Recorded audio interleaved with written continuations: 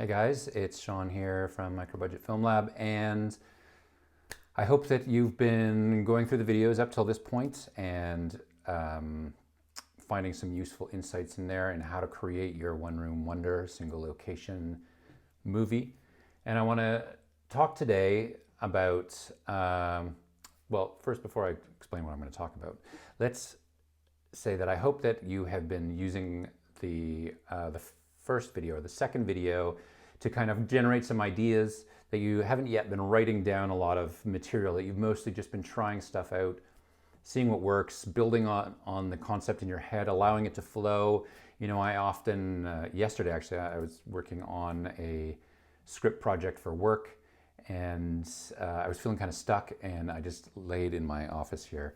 I've got a bed, and I just laid on the bed and closed my eyes for a while and just thought about the opening and thought about some of the key plot points and just kind of let it flow without worrying about writing it down. And in fact, I still haven't written that much down in terms of constructing the story itself.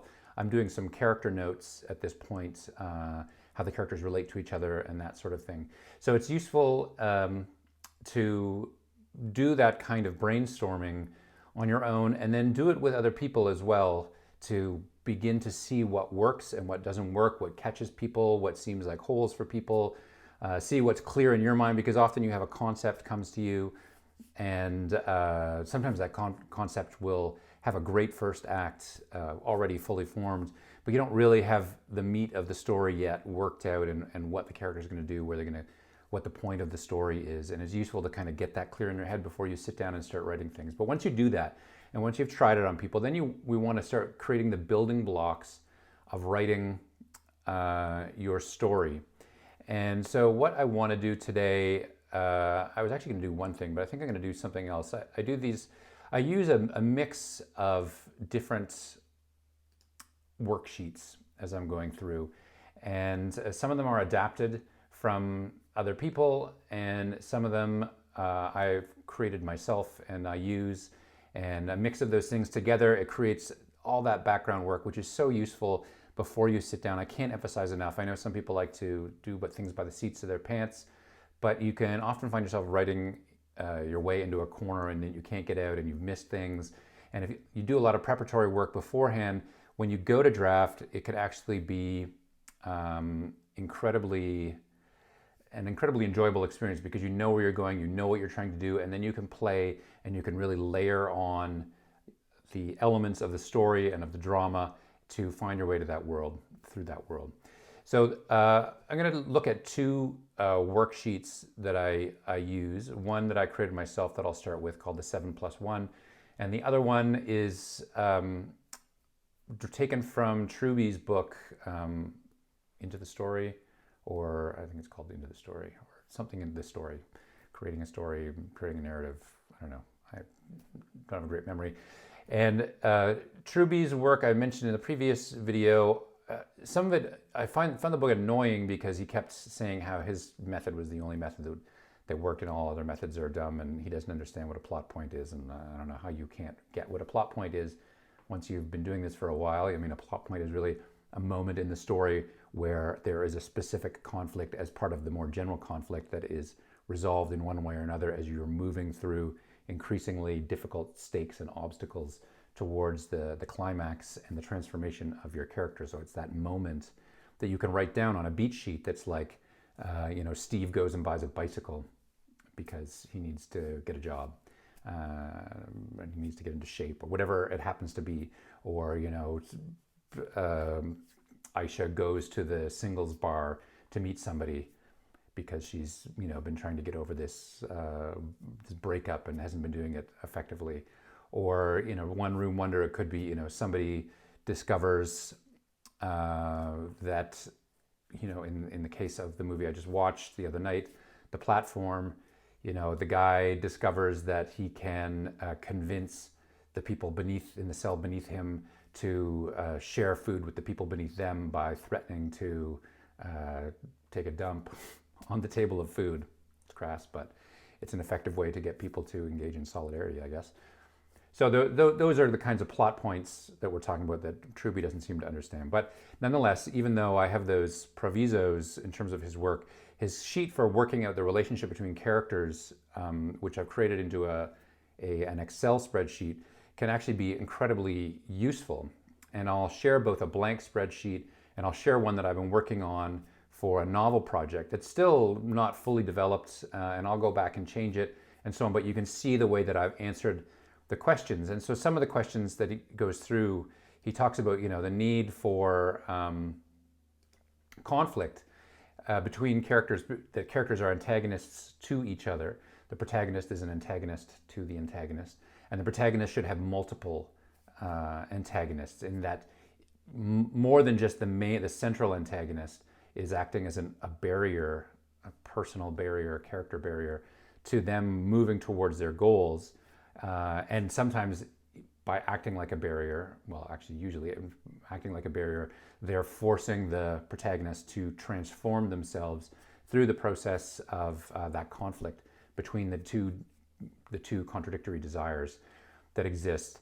So you'll see, for instance, in the spreadsheet, it goes through, there's sort of 3 layers of the spreadsheet that kind of repeat themselves in many ways, but those repetitions, they take a long time, this sheet, to fill out, but it's actually really useful. And in the process of doing both the repetitions and in responding to each of the specific questions, you find that little pieces of plot points come up, that the way to answer those questions is, in fact, to kind of come up with a scene concept and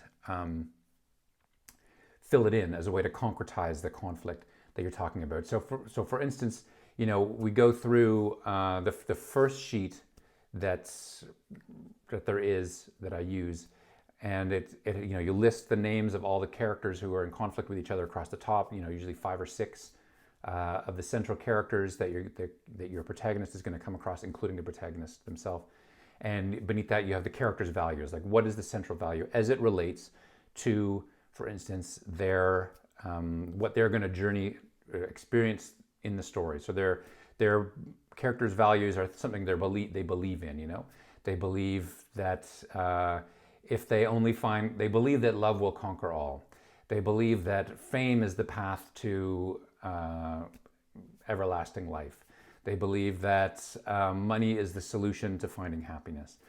These are kinds of concretized, simple beliefs that are going to be the main driving motivation. Of course, there's going to be other layers to your character that is going to develop, but that's going to give you the central defining characteristic. They believe in the scientific method as the way to gain knowledge. It can be all kinds of things, but you want it to be relatively simple and clear to you, because then it's going to shape the things below it. So the next thing below is like, what are the power, status, and abilities of your character? And so you're putting your character in the context in which they exist. So they're a manager at the bank. It's the prime minister. They're the captain of a spaceship, whatever it happens to be. The power that they have the power to determine the life and death of the passengers and crew who are in stasis. They have the power to decide what planet they're going to go to. They have the power to decide whether the country's going to go to war or not. And that kind of, and then the third one, their abilities, is sort of within that. They can pass laws to determine that the country will go to war. They can only they can access the ship's engines. So you're getting an idea of what they can do in the setting. Now you're in one location. It could be a spaceship if you wanted.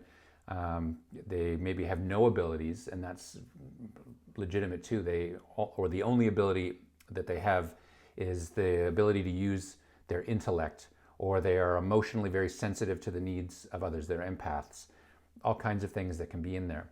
And then beneath that, then you're going to talk about their weaknesses and the need that they have, which is usually related to their weakness. So maybe their weakness is that they lie. They're a compulsive liar, for instance, and they're a compulsive liar because they don't feel loved, and they need to feel loved. They need to feel like they're important and that they are meaningful. Those are the kinds of things that come there. Then next, what is their desire?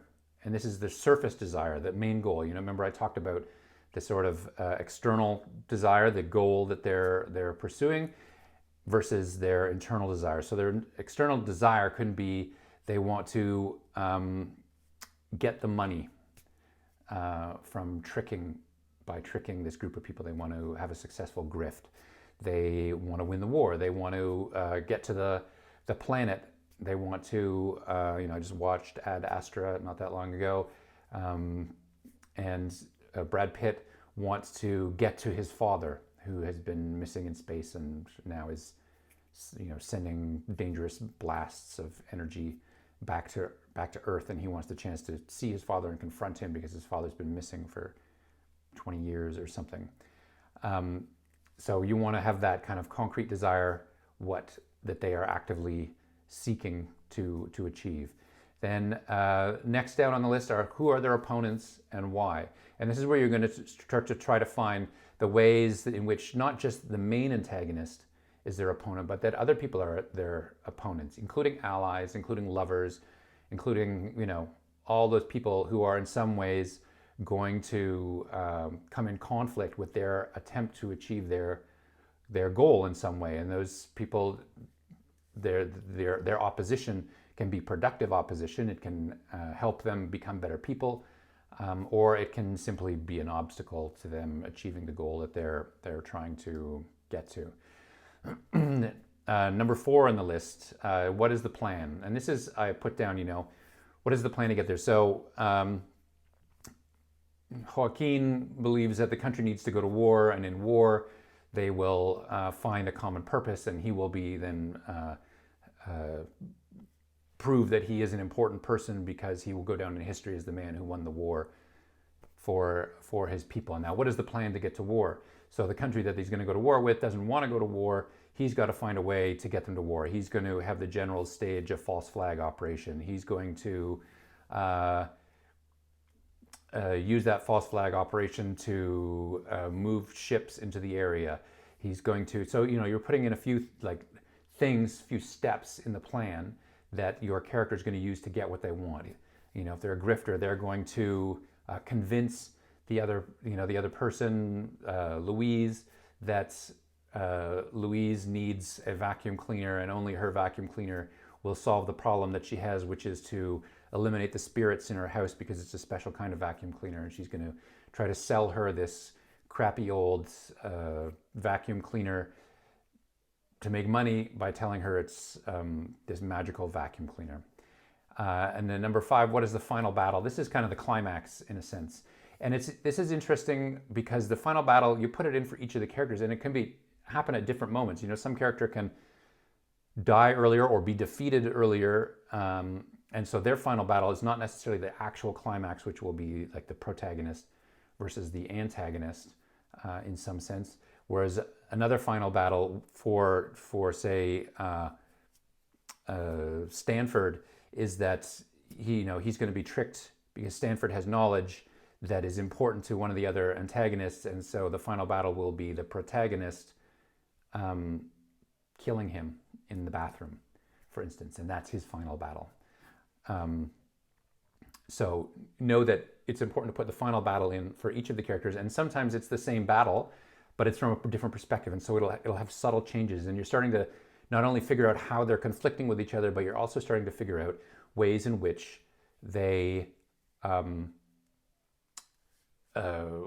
how they view it from their point of view. And so you're working on the details that, as you put yourself in the position of the different characters, is going to help you generate some climactic scenes that are going to be really important to your story to keep it interesting.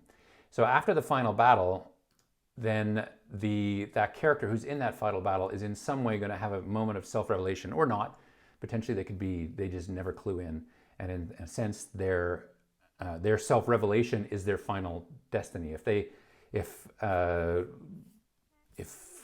Louise never figures out that the grifter is going to get them to go and get their checkbook and then is going to kill them, the self-revelation is, in a sense, is that they die.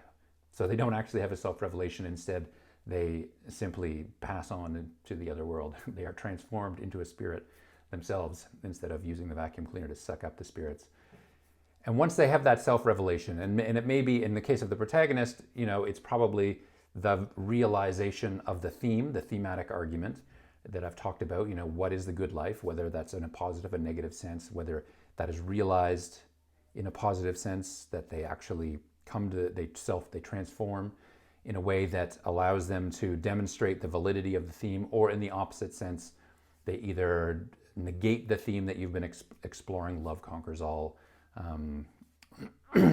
through solidarity, not theft, one finds happiness, whatever it happens to be. So they're going to, in some way, realize that theme, that thematic argument. And then the final one, number 7, is, you know, what is the new equilibrium? And at this point, your character has, say they've realized the thematic argument. They have realized that it doesn't matter how popular you are. What matters is that you do the right thing. Virtue is its own reward, for instance, is a thematic argument. And so now that they've realized that virtue is its own reward, they have reached a new equilibrium. They are a transformed person. And that desire that drove them is now gone. And they've moved on to this kind of higher level of being. They've, you know, the qualitative transformation in this dialectic. Dialectic being a contradiction of two opposites within the same system, which is the story. And so now they've moved on to a higher level. They don't have to struggle for that anymore. What does that mean concretely in this new place? What do they want? So, you know, if they found that chasing popularity isn't the most important thing, instead they've found service to the community, and now there is actually going to bring them happiness, not popularity. And so they are going to engage in that community service, and you're going to see them engaging in that community service. Say it's being a firefighter, or I don't know, in the case of the Louise story, the protagonist now realizes that bringing peace to the spirit world is actually valuable, more valuable than money, because they are doing a good deed, and you're going to see them actually doing the thing that they need to be doing to exist as this higher being. And so that's the first section of the document, the Truby document that I use.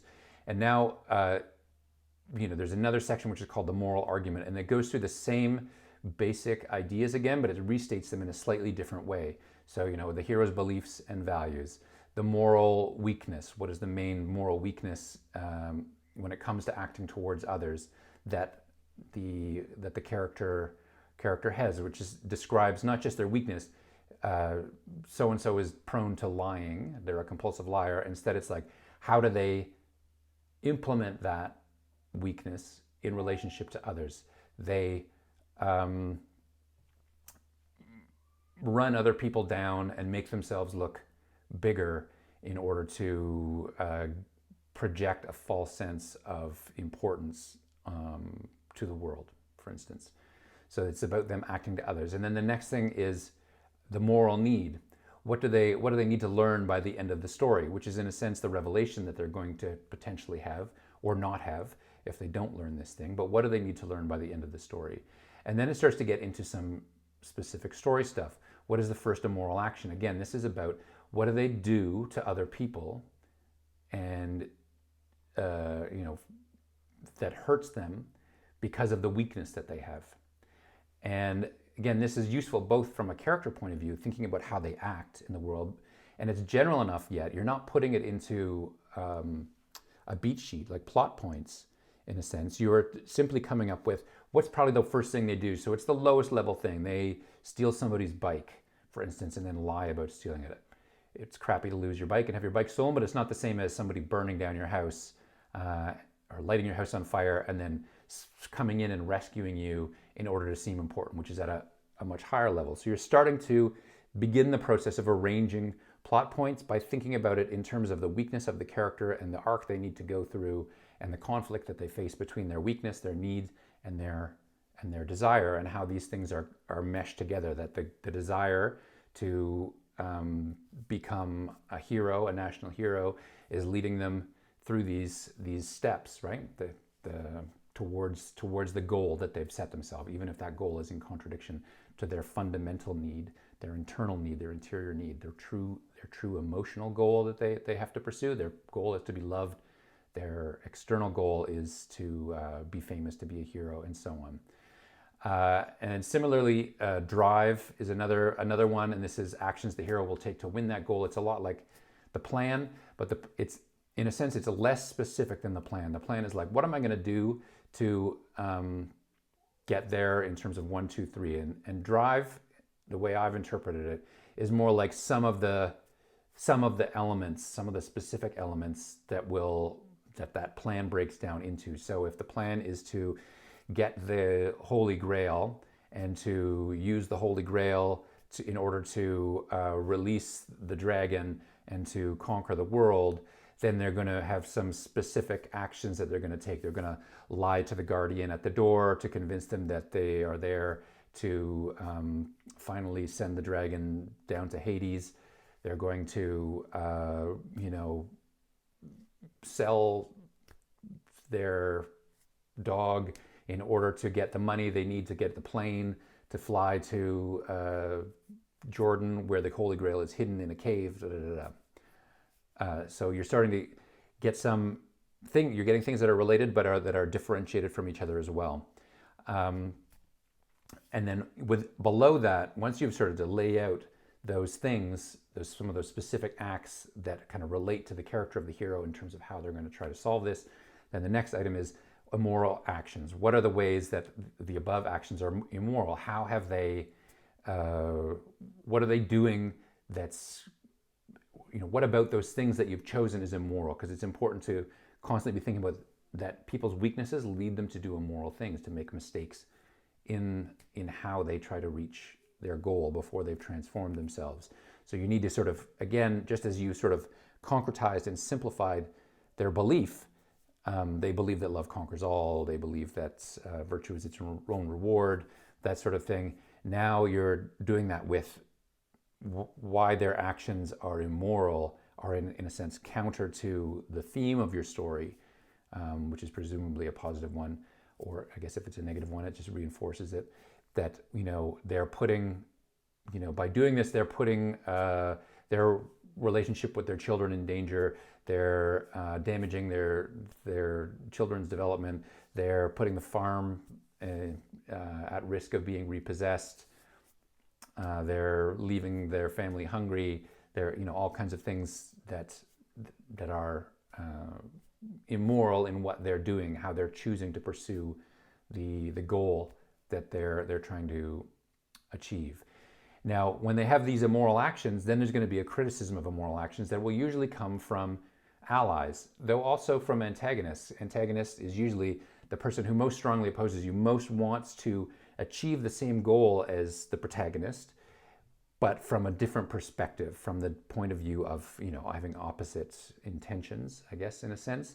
Often the antagonist will be a person who is kind of, if the protagonist, if the hero doesn't transform themselves and become a better person, have that moment of self-revelation, they will instead become the antagonist. The antagonist is sort of the mirror reflection of them. It's them in the future if they fail. And so the criticism of immoral actions can come from an ally character who says to them, your family's going to starve if you do this, buddy, don't put all your money on the horses. This is ridiculous. So they're the person who's going to challenge them. And in that sense, going back to the earlier point about opponents, they're acting as an opponent. They're acting as an obstacle to them realizing their goal, in a sense, through the methods that they're using. And the antagonist can do that as well and say, if the antagonist is a loan shark who's now going to hunt them down, he's going to say, or she's going to say, you idiot, you spent all the money on the horses to try to get rich, and now your family can't eat, and you owe me $50,000, and I'm going to kill your dog as a prelude to killing each member of your family until you pay me back. And so that sense, they're criticizing their immoral actions as well. So there's going to be that pushback, and that pushback is not necessarily in words. Sometimes it's in words, sometimes it's in the form of actions. The hero, on the other hand, and this is the next box you fill in on the chart, is going to justify their immoral actions. Well, we were poor anyway, and we were going to run out of money in 2 months, and this was like bet it all based on a tip, and we could solve our problems. Otherwise, it would just put us out of our misery. So they're going to justify what they do. They're never just going to. it's going to take a lot of struggle on the part of your protagonist, and you want them, when you design a character, and we'll talk about this more later, you want them to have the furthest distance to travel from their from their beginning point to their transformation, because that gives greater drama. And so at each point, if they face criticism in the form of pushback, both expository or dialogue based or through action, they blow up your car because you blew all your money at the horse track race. That is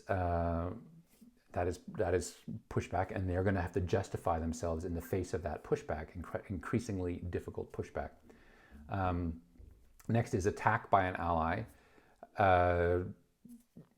which is similar. This is going to be the way that the ally tries to prevent them from carrying out what they're going to do. They're going to attack them and try to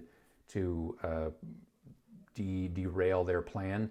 Maybe they're going to blow up their car. Maybe they're going to call the credit card company and have them put a lock on all their credit cards, say that the credit cards were stolen. So it's an attack by someone who's on your side. Maybe it's the husband or wife of the person who's going to go bet all the money is going to act, is an ally and is going to act to prevent the compulsive gambler from doing that thing. Maybe they're going to try to lock the spaceship captain out of the ship, and the spaceship captain is then going to, again, try to justify themselves in some manner, whether that's in a physical way or in a verbal way.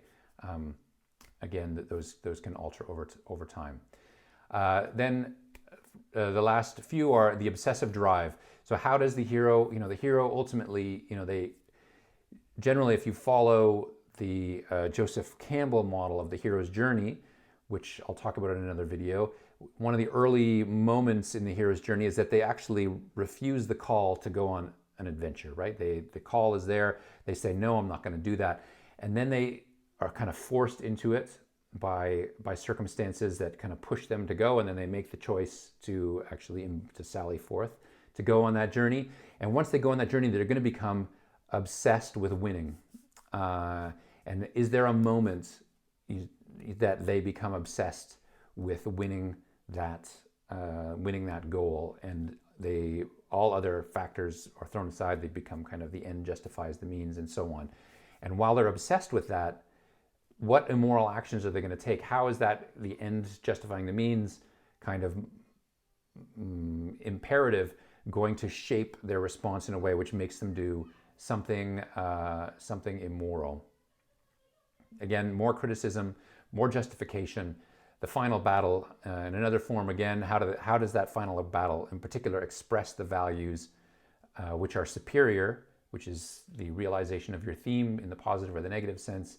How are they realized through that battle, so that it's not simply just a technical battle? I see often a lot in scripts that what you get are technical obstacles. That, okay, their bike is stolen, they steal a car because they don't have a car, and then the car catches on fire because they don't know how to hotwire a car, and whatever. But those obstacles don't themselves relate to the thematic, emotional journey of the character. It's like watching a plumber fix a sink, in a sense. The plumber fixes the sink, there's steps in that process, maybe the pipe burst, maybe they are lacking some tools or whatever, and those are obstacles, and they could be in increasing severity, those obstacles, so there could be rising action. But if they're not related to a theme, if they're not an expression of the hero's inability in each moment to fully realize the thematic argument, to understand how they need to change in order to actually win, then what ends up happening is your story feels what people often call as, it doesn't have a lot of heart, because it feels like it's not emotionally grounded in an interior struggle. It's purely exterior. So you need to think about how, especially in the climax, but I think in all the obstacles your character is going to encounter, you need to think about how that conflict relates to the emotional journey of the character and the struggle that they faced to realize the thematic argument. And in that final battle, they are either going to realize it or they're going to fail and be defeated. And that you need to understand how that is, so that you're not simply having, the dragon comes in and there's fire and then the house explodes and which can be very visually exciting and very unsatisfying emotionally. And especially in the case of a single room, one room wonder, you really need to have powerful emotional, explosive emotional content that feels satisfying to people, so that they get over the fact that not a lot is actually going on in terms of scene changes, location changes, special effects, that kind of thing. And the last three are moral self-revelation, which is, what does the hero learn morally at the end of the story? Very similar to the other one, but again, it's useful, even though it feels repetitive, to write it in a different way, to come at it in a different way in order to fill it out and complexify it and give it nuance. The moral decision, what two actions does the hero face prior to the climax, I think usually, or during the climax. They're going to be two clear choices, two, potentially more, I suppose, but at least two clear choices, and you don't want to have too many, otherwise it gets muddled. But that the hero has to make a decision between two possible paths that they're going to take. Do they take the money and the medal that the city wants to give them, or do they surrender them and go after the man or woman of their dreams, who is disgusted with them because they got that money and the medal through cheating? Which decision are they going to make in that moment? And you need to think about those, make sure that there are two clear choices when you think about the approach to the climax or the climate itself. And then finally, the thematic relationship revelation that happens. And this is, again, going back to the theme that we've talked about over and over, or that I've talked about over and over, about having that thematic argument and finding, what is the story event that expresses that most clearly in that climactic moment, that moment of moral decision, that's going to show that, but other than through the self-revelation of the hero, that it's not simply the hero going, oh my God, love conquers all. Oh my God, I need to go with the girl, not that. So in some way that kind of does it without the hero, before the hero's realization that it exists independent of the hero in a sense. So those are the main character elements of the Truby story, which require more, some clarity. There are also some story elements, and I don't want to go on too long. I've been going on for over half an hour now, and people get bored by my voice. But what you see, in a sense, is, as I've gone through the ways that the characters interact with each other and how that begins to congeal into story points that you're going to later turn into a beat sheet or elements of a beat sheet. There's going to be more that you need to add, but it's going to give you a good guide and a good grounding to being able to do that. And so I find it really useful, even though it takes me a long time. It can take me days. I've been working on one of these for a project that's a rewrite project that I have read the original version, I don't know, 10 times. So I know this story back and forward, and I'm just kind of rewriting it. And it's still taken me 2 days, and I'm not done for all the characters in this sheet. So expect it to take time. Try to enjoy that time, leave it for periods of time, come back to it, and so on. You don't have to finish it all at once. That's the important thing, is that you get it right, and that it becomes a useful document to you as you move forward to the next element, which is to concretize some of the specific things, like what are the conflicts, what's the theme, and so on. So I'm going to leave it at that and send you this, and there we go. And I hope you find it useful. And if you have any questions, of course, leave it below the video, and we'll talk further. Bye for now.